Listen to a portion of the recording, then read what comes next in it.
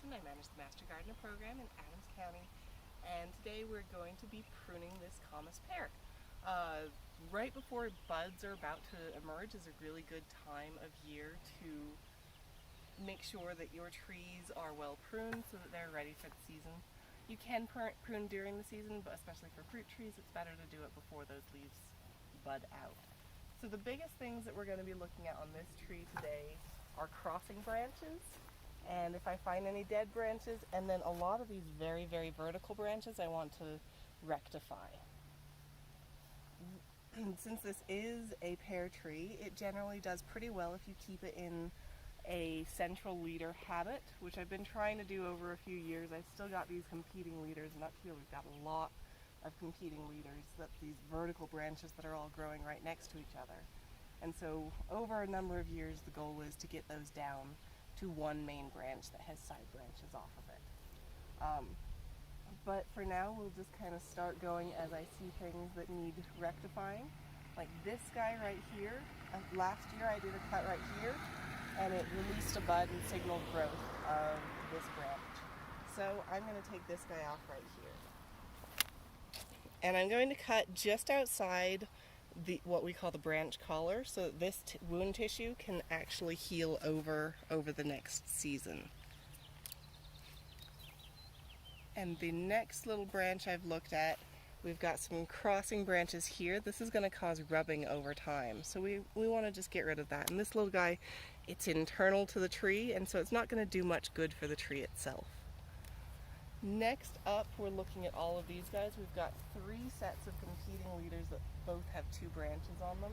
So we know we can take one of each of those right off the bat. That looks better already. I don't want to completely remove all of these, so I'm actually going to prune down to an outward-facing bud on a couple of them, just so that we still have some branch for leaves to emerge on so that the tree can feed itself effectively, but we don't have that competing leader anymore, those competing leaders, so we've got some good strong growth going up the tree itself. Eventually I'll probably take this branch out just so that it doesn't become a competing leader in future years. And I'm going to do the similar thing with these 2 branches here. I'm going to cut them down to an outward facing bud so that bud will release and will start growing into a branch. And I might take that one off eventually in a future year, but for now I'm being fairly conservative just so that the tree still has some reserves for growth. I'm going to do the same thing right here as well.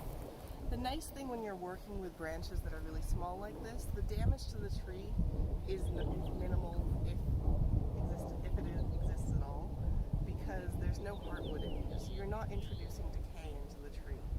Once you're working with larger branches, it can become more problematic. The other thing I want to do is kind of just make a little bit more space in here. It starts to get a little bit more tricky when you get into these, but it looks like right here I've got a dead competing leader, or I got a dead terminal branch, so I'm just going to take that guy out. You can always prune your dead and diseased material out. So that's looking pretty good overall for a quick little look at pruning a fruit tree. There's a lot of detail and a lot of information on the art of pruning a fruit tree. So generally speaking, there is quite a bit of an art, like I said, to pruning a tree. Right now, I was just trying to get rid of some of that competing plant material, and over time I'm going to shape this tree so that it has that strong central leader that we really want to. Like eventually I'd like it to not have this whole little mess in here. We've got lots of different branches here, but I'm going to take that process over time. For now, I think it's starting to look a little bit better. This tree was a right proper mess when I got it, and so it's been a multi-year project getting it into shape.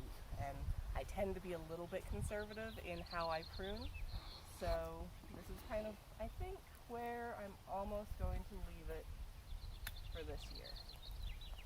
Thanks so much, and let us know if you have other questions about pruning fruit trees or anything in your yard.